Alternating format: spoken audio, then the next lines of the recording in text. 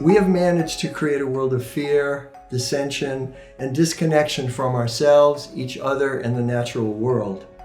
This on a planet that has somehow improbably provided us with all that we need.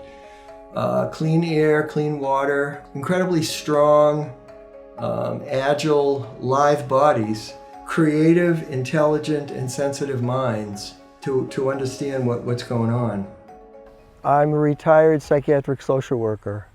30 years working mental health centers, rural health clinics, last 13 years at Western State, which I retired from. In 1990, I organized a gathering in Los Alamos where they built the first bomb and many bombs after. I'd never done anything like that before, like I've never done anything like this before. But it was about the bomb. My dream was that 1 million people would show up in Los Alamos and we'd shut it down. Didn't happen. We had a couple of hundred people. I was on the radio. And then about 6 months ago, I got this idea that it's time to recalibrate our calendars to the atomic era because things don't look very good right now. It took 1,000 years for anno-domini to actually become somewhat used. And the reason they went to anno-domini is because the priests wanted to figure out an easy way to figure out when Easter was. It seems to me that it's much more urgent for us, much more important, to rename our era, to realize that are we going to get out of the atomic era? It's not just the atomic issue. Social justice and the environment keep getting worse. Social injustice, if you're black, social injustice has been an issue for 500 years, but it's recently with Black Lives Matter and women's issues with Me Too. Those are the primary social justice issues. And we need to do something about it, or it doesn't look like we're going to get through the atomic era with much of human value remaining. But if we concentrate billions of minds, that's where I see this going, is somehow bringing it to lots and lots of people. To realize that if we don't change the way we treat each other, I think that it's all based on the way children are raised. You know, the social change initiatives in the past, nobody's ever talked about parenting. But if you don't change the parenting, you won't change the psychological conditions that end up creating social systems. And our social system, I think, is based upon harsh treatment of children. They grow up with trauma. They're mistrustful of other people, and they don't really like themselves. I think that's Western civilization. But it's possible to change. If we provide healing, if we get our priorities straight, we can provide healing. There's so many beautiful healing technologies from all around the world now that could be made use of for people to heal from these traumas. Unless those traumas are gone, whatever social system you create is going to reflect that negativity that people carry with them inside. So that's I think the message that I want to bring to the world, that we've got to change the way we treat children, the way we treat each other, and make healing modalities available widely. What I see in what Elliott is saying is that we are called to act now. We are all interconnected. We are part of life on this planet. We're destroying the planet. We have not been very good custodians. I'm Myrna Orsini. I'm a sculptress. I am the founder and director of Monarch Sculpture Park outside of Olympia, Washington. I was attending stone symposiums in Europe, and I looked around and asked myself what I liked best about the experience. And it was that they had a place for us to live, to work, and to present our work in a public space. And I thought, why can't I do that in my own home state of Washington? And that's how this park project began. I know that Elliott Libman, I read his thesis. I know that he wanted to make an announcement on an historic date. He was also very concerned about what was happening not only in the past, but currently, and what that projected for the future. And that coincided with the theme that we have for the Monarch Maze. And that theme is we are all connected. In other words, we need to work together to solve some of the problems that are major issues in terms of our survival. After I had read his material and thought about it, I contacted him and I said, having an event here at the park for your announcement is appropriate to our theme. And by the way, would you consider my doing a sculpture or an installation piece for that event? And he thought about it, became excited, and commissioned me to do the project. For some time, I had been attracted to the concept of doors and having a series of doors, but I never really thought through how I would put that together until I thought over his concept. And I approached him then with the idea of the doors, and he became excited about it, and I proceeded from there. Well, the doors indicate different eras, and the piece is now titled Epochal because of that. So we're dealing with what happened in the past, what's currently happening, and what will happen if we don't address the issues today. So his call to action is so appropriate, and I'm hoping that people will heed the call to action. I'm hoping that it will not only spark interest, but call them to approach their legislators and the leaders in this country and to become active participants in a global movement to address these issues of climate change, of social hostility. There are so many driving issues today that if we don't act, we will not thrive and survive, and our planet will be barren. And it's something we cannot put our heads in the sand about anymore. We have not been good caretakers of our planet home, and we're being told through what's happening through climatic change and the pandemic that we better act now. We are all connected. We are a family of man and of living things on this planet home, and we better start addressing the issues, coming together as one voice to sustain life here. We've been given a gift here on this earth. We have air to breathe. We have water to drink. We have land that sustains us. What better place would there be out there? I can't imagine it. And I'm a creator. I'm an artist. And if I can't imagine it, there is no better place. Our planet home is home. And for generations to come, we need to protect it. We need to start now if we're going to make changes. I want a future for the generations to come. After all, this is a gift. Let's honor it. And that leads me into the installation that Elliott commissioned. And it speaks to the past, the present, and the future. The title of it is Epochal, meaning eras, the beginning of something, and the continuation thereof. This is the beginning of the atomic era.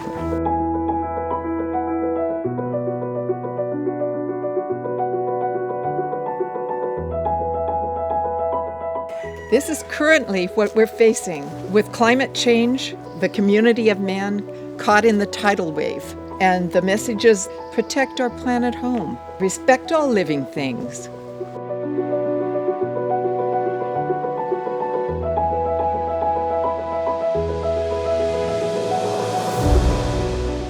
Is this what we foresee for our planet home?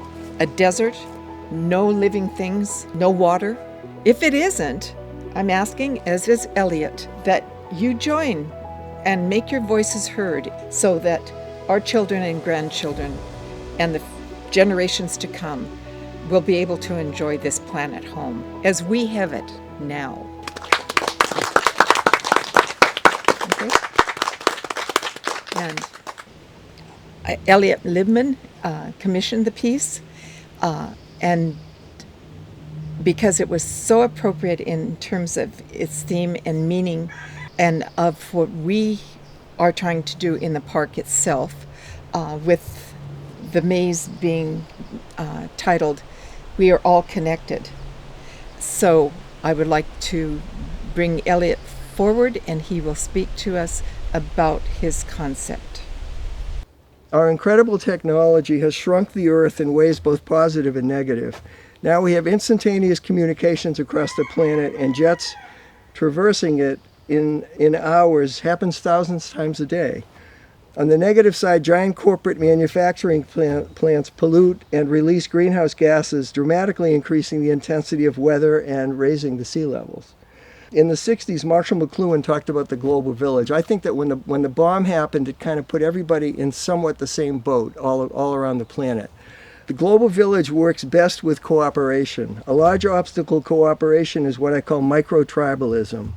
Micro-tribalism is instilled with children indoctrinated into their families' group allegiances. Micro-tribal allegiances begin with harsh patriarchal parenting, creating fear and low esteem, making us susceptible to its ideology.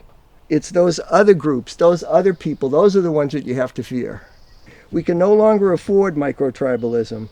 We're all in the same global village boat where cooperation is needed and hostilities threaten everyone. The conditions that create the world where people hate each other and there's so much strife, it's based in childhood. We can no longer afford micro-tribal identifications. We need to identify all humans as being us. Micro-tribalism began when the Earth was gigantic with plenty of space. Life then was short, harsh, and often fearful for the overwhelming majority, which made parenting harsh as well. Modern technology has eased that brutal life considerably for billions, while billions still suffer. The marrow of our socioeconomic system is sustained with harsh parenting, promoting fear, low esteem, and mistrust of others. That early instilled trauma motivates our participation, perpetuating a way of life arranged to provide stratified social system where esteem issues are worked out in the pecking order of a patriarchal hierarchy. Though it is likely that over 200 million Americans live with the basics well taken care of, I think their motivations are still dominated by survival fears. Even the super rich are fearful living behind hired gun gates.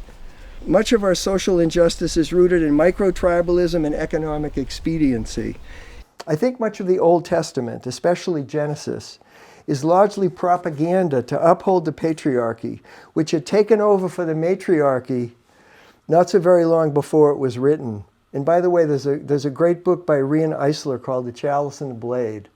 And The Chalice and the Blade is about the matriarchy being there before the patriarchy. And when men are in charge, they tend to create a dominator hierarchy.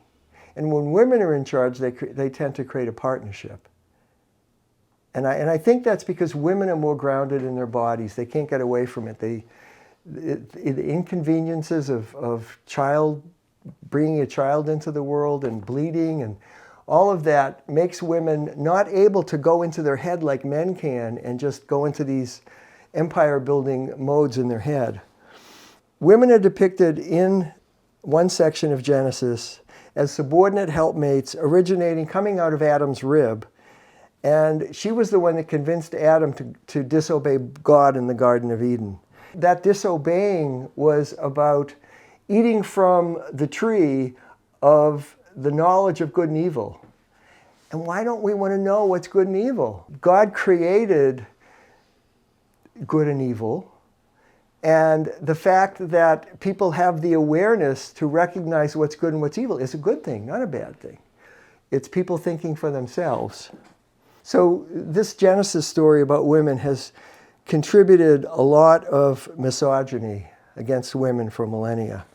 Controlling women's bodies for ready access to sex has been a strong motivator for men to perpetuate their old boy networks in business, government, sports, etc. This is breaking down some, since the Me Too movement and other organizations have been helpful in empowering women to come forward with their accounts of sexual abuse, which are now being taken more seriously than ever before and acted upon. And so sexual predators are being fired from their jobs and sent to prison. But the tide has not turned in the battle for women's rights. The Supreme Court is likely on the verge of overturning Roe versus Wade, which for decades has ensured legal protections for women to get safe abortions. That's another way that men try to control women's bodies. They can't decide if they want to have an abortion, if they want to have a child. It's up to these people who somehow think that they know. Wealthy women will continue to get safe abortions, but if you don't have enough resources, you're going to have to settle for back alley procedures or have a child that you don't want. Racism is in large part an economic strategy for easily identified groups to subordinate and do the grunt work of society. Psychologist Carl Jung identified what he called the shadow. The shadow are those parts of ourselves that we don't like. Many people project those parts of themselves onto other people's. They tend to see in other people what they're reluctant to see in themselves. The projection of disowned parts of ourselves that we don't like, they're mostly about sexual and aggressive drives and feelings. And we project those onto disadvantaged, dark-skinned peoples that I call shadow projection repositories. The stereotype of black men is itself a result of this shadow projection repository process. This projection has often led to violence against African Americans. Remember Emmett Till and George Floyd.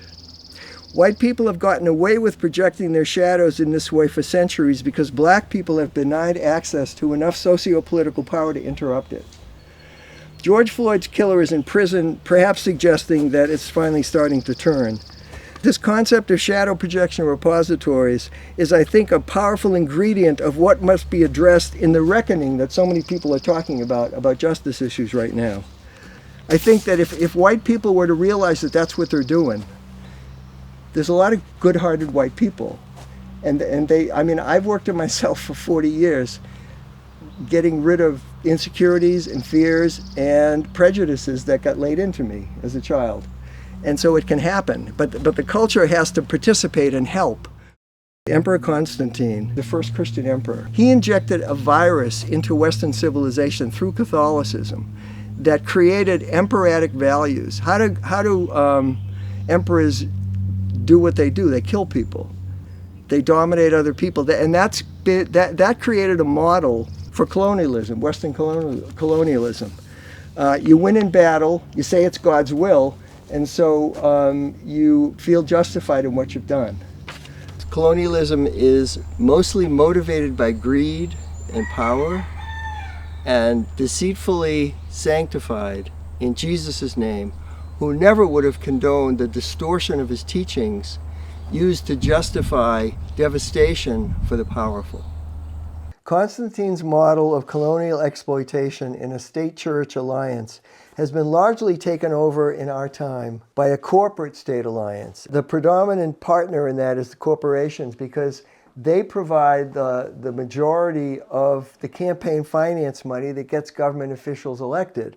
And so they have leverage, the corporations have leverage over the government policies. I've got 3 examples of that leverage and some of the outcomes of that. The U.S. military is deployed in over 150 nations to ensure that corporations have continued ready access to resources and markets.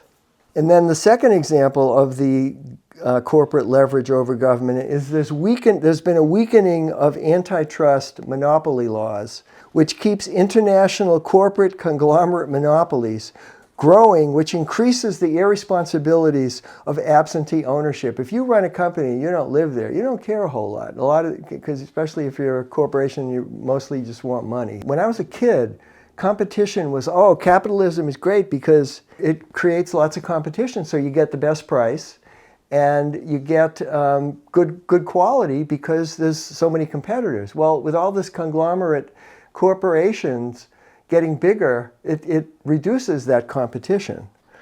And the third example of corporate leverage is that the United States government every year gives government subsidies in the billions of dollars to the gas, oil, and coal industries. And these are the major greenhouse gas emitters that are driving climate change. A book stands out regarding corporations. Confessions of an Economic Hitman was published in 2004 by John Perkins. Perkins was hired out of an Ivy League school by corporate-created institutions such as the World Bank and the International Monetary Fund. He said that that his psychological profile was such that he didn't have much scruples, didn't have much morality, and so they recruited him for that job. His job was to convince third world leaders to agree to large infrastructure contracts for dams and things like that didn't really benefit the people that lived there very much. These deals would enrich the leaders and place the nations in debt to these institutions so that their markets and natural resources would be readily available cheaply to the corporations that are behind this. Eventually, he did grow to have morality, and he wrote the book to make amends for what he had done and expose the wrongdoing of the corporate institutions he had worked for and the damage that they had created. I have emphasized the consequences of harsh patriarchal rearing, and it's led to this dog-eat-dog way of life, stunting individual and collective psychological growth. The way that I want to explain this is with my theory of representational identification that I've been working on since the 1990s. I anchor that theory in the developmental psychology work of two pioneers in that field, child psychiatrist Margaret Mahler, who worked in the 60s, and psychotherapist Heinz Kohut, I think he was in the 70s. Because of punitive patriarchal parenting that I've talked about, we come to fear the present embodied moment. Most of us seek escape from expected, painful, embodied present. We expect that the present is going to hold pain, and so we want to escape that into these representational hideouts.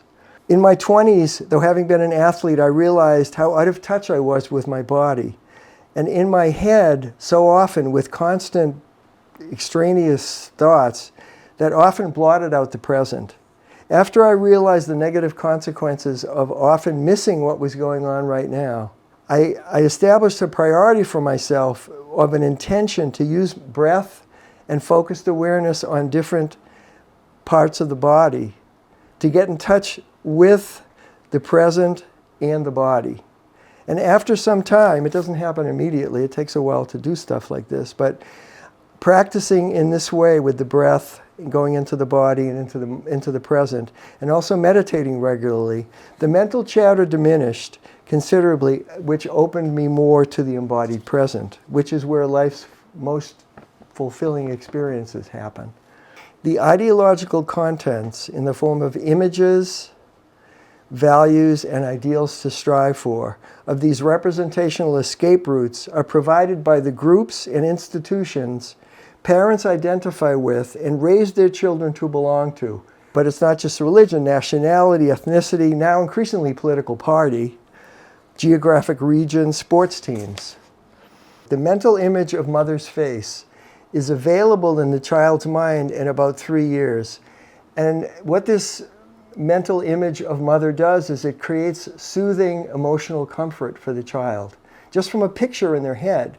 Because at 18 months, at Mahler's rapprochement period, when the child reapproaches the mother because they feel more insecure, because that's the time when they first realize they're separate from their mother.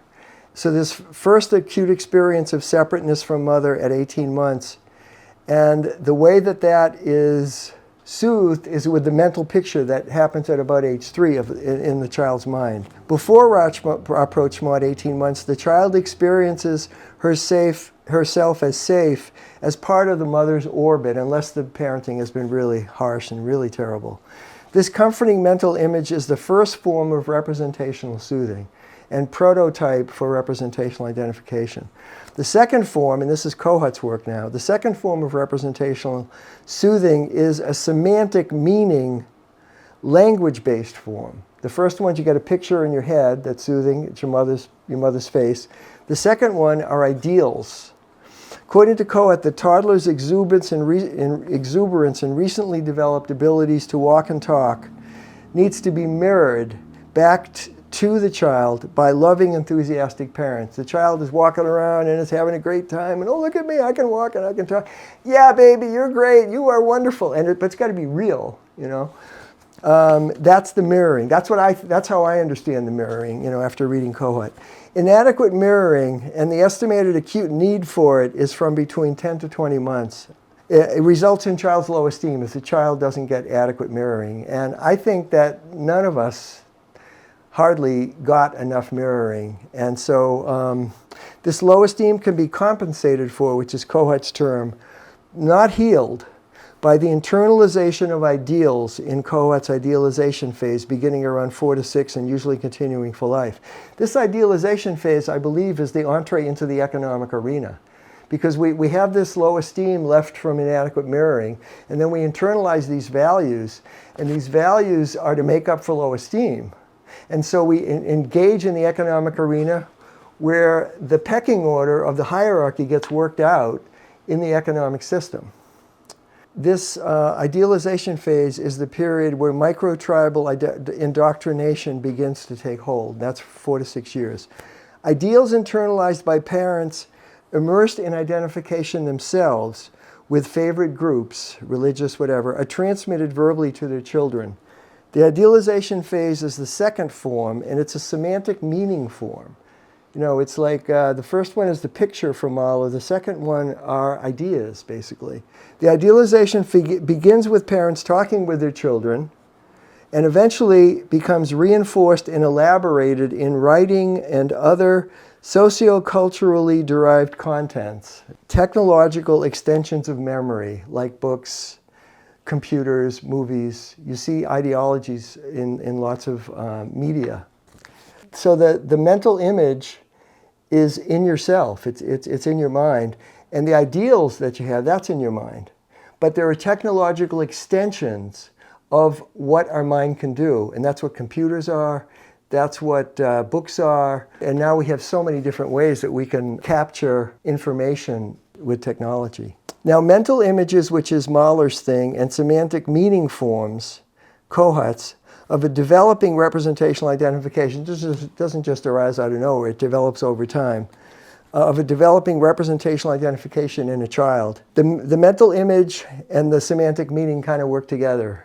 If you're a Christian and you see a picture of Mary, that's a powerful image for you. And then the words of Jesus, which would be part of the ideals part. So these both things together, the mental image and the semantic meaning form, provide ideologies associated with the increasingly identified with groups and institutions, whether they're religious or patriotic or whatever. Though offering some compensatory solace from emotional trauma, they do not heal the early pain and keep us stuck in arrested psychological growth in what I call representational identification. To get beyond these arrested growth escapes in adulthood, we need the intention to go into and heal rather than avoid our emotional pain. I think most people try to avoid the pain that they carry around, low esteem. And so their lives often become they become smaller because they're trying to not experience this, not experience that. Whereas if you heal it, you can move on and your mind becomes much freer. We need to heal enough to begin to question and then transcend group ideological contents where we start to think for ourselves with individuation. With the process of individuation and freeing ourselves from representational identification and beginning to think for ourselves, we can examine the legacies of negative influences like original sin, predestination, that have contributed so much injustice and sorrow. Becoming more open, we come to understand that life's greatest joys and satisfactions are to be found in the intrinsic embodied present.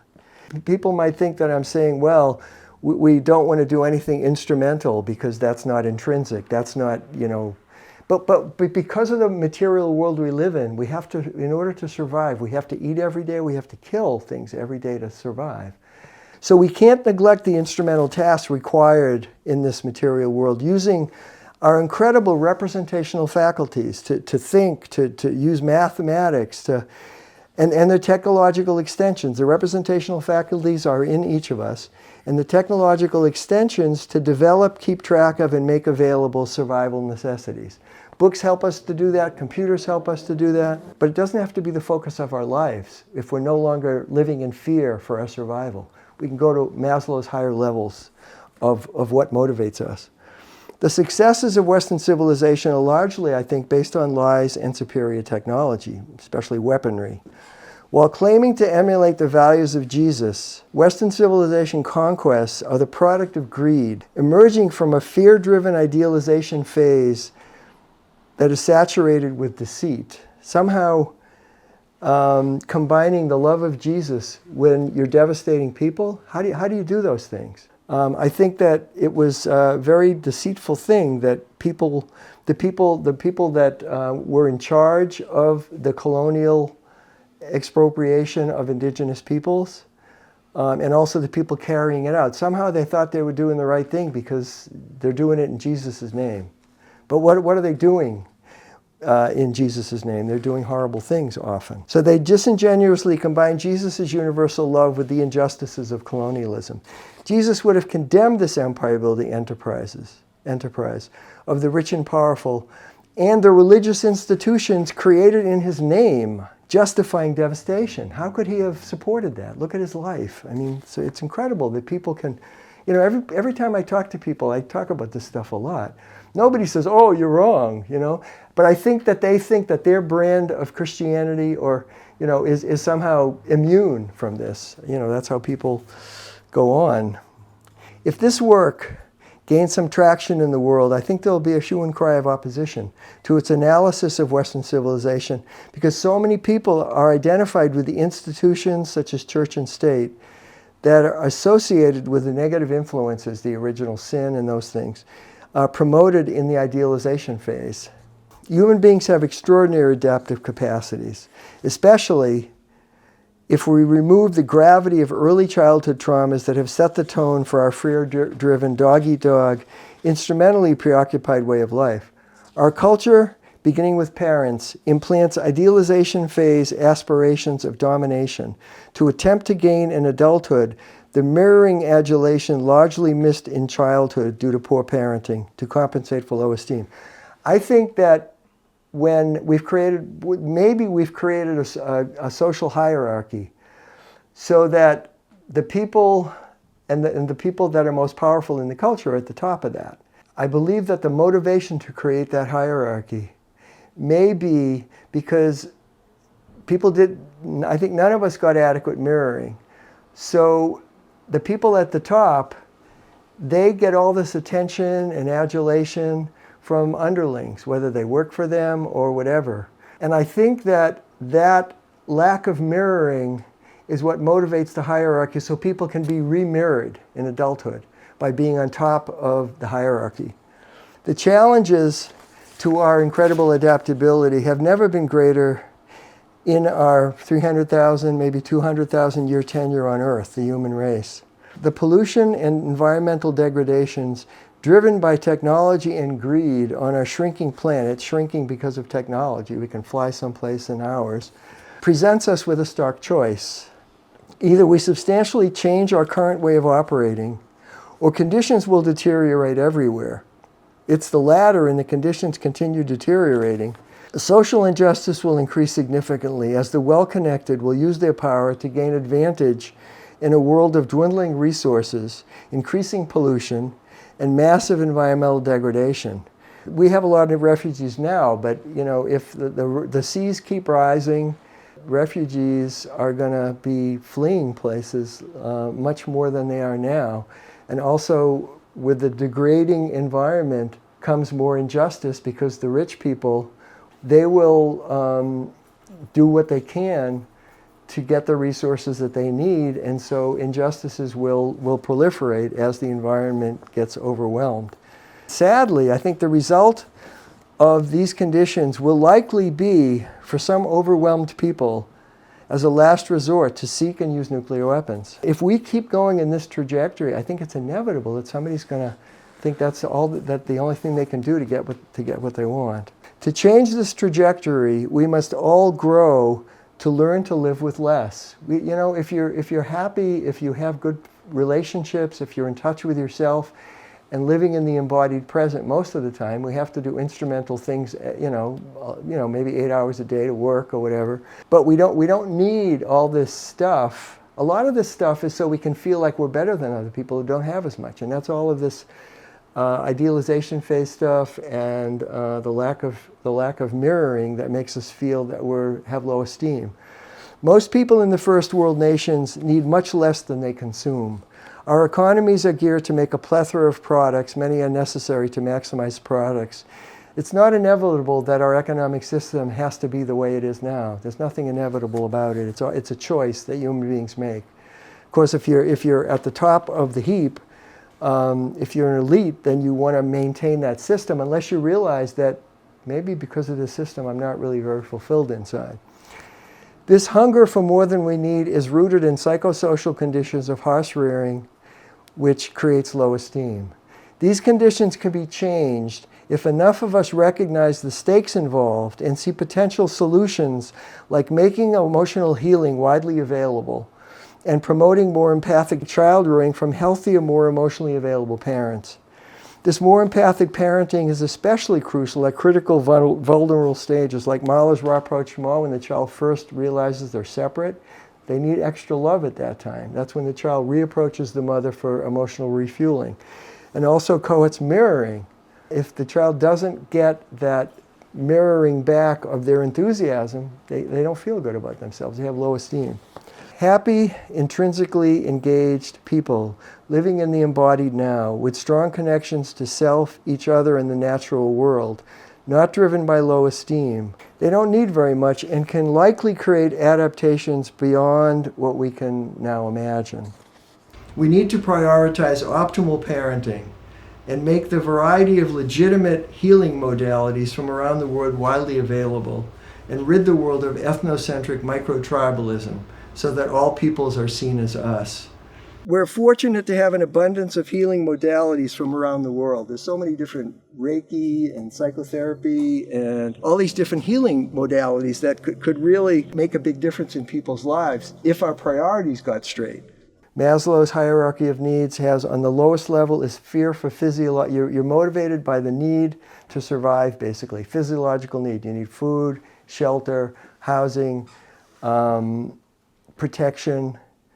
And I believe that most people living in the form of capitalism that we have now are stuck at Maslow's basement. Though most of us in the first world live with an abundance of basic material needs met, our socioeconomic system requires most to endure harsh rearing, resulting in fear-driven and low esteem-motivated, incessant instrumental striving, unconsciously inducing and perpetuating consumer-centric life.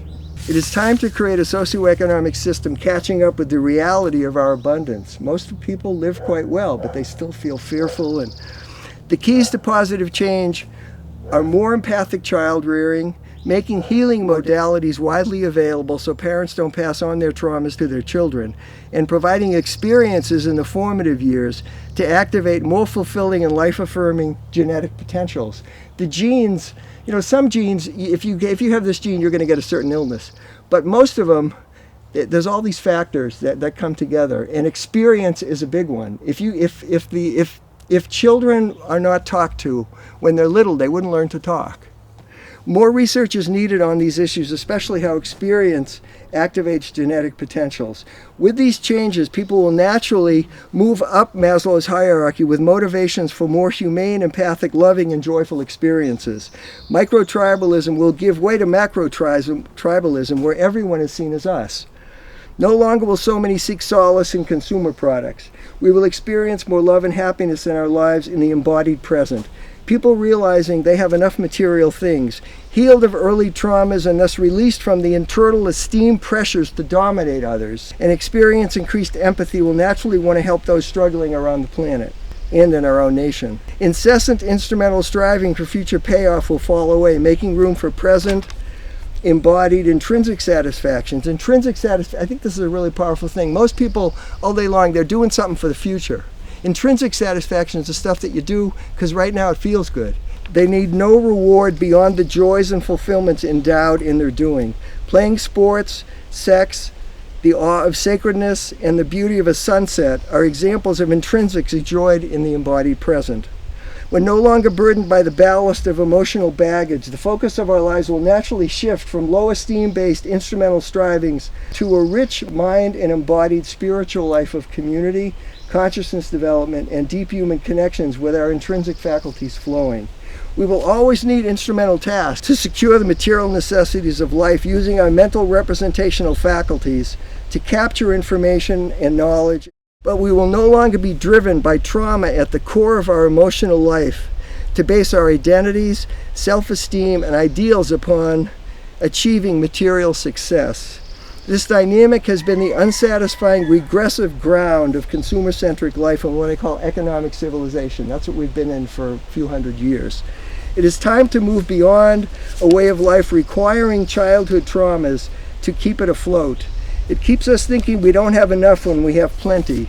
We need a new vision of possibilities for what life has to offer, supplanting deficiency-based consumerism and religions based on belief with widespread healing and opportunity paths for direct, present, and embodied intrinsic experiences of sacredness. Concentrating enough minds everywhere on the three issues, social justice, the environment, and getting rid of the bomb, that we need to address could achieve human adaptations beyond our present imaginations, propelling us through and beyond the atomic era into the future with capacities to thrive. Unlike the dinosaurs who were wiped out 66 million years ago by an asteroid, we have choice to change the trajectory of our existence because the factors identified above are socioculturally derived, not inevitably determined by anything but the choices that we make. I think the only way that this initiative can gain traction to make a real difference is for people with strong media connections to take an active interest.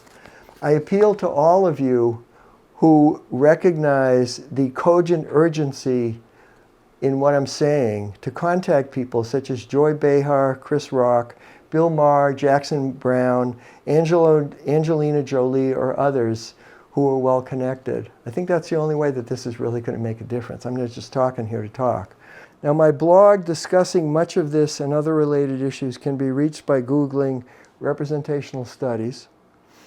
And expanded written versions of sections of this video are available through my email, Elliott42649@hotmail.com, and that's Elliott with 2 L's and 2 T's. Elliott42649@hotmail.com. Thank you for listening. Have you ever been anywhere where it ain't right here? And have you ever been anywhen it ain't right now? You can dream on the future, you can lament about the past, but the truth of it all, what is really going on is that it's all happening right here and right now. Dream on, girl, about your place in the sun, but it'll never come to pass if you remain in time. Get out of tense, get out of time, get to the heart of now and get out of your mind. Get out of tension, get out of time, get out of armored body and conditioned mind.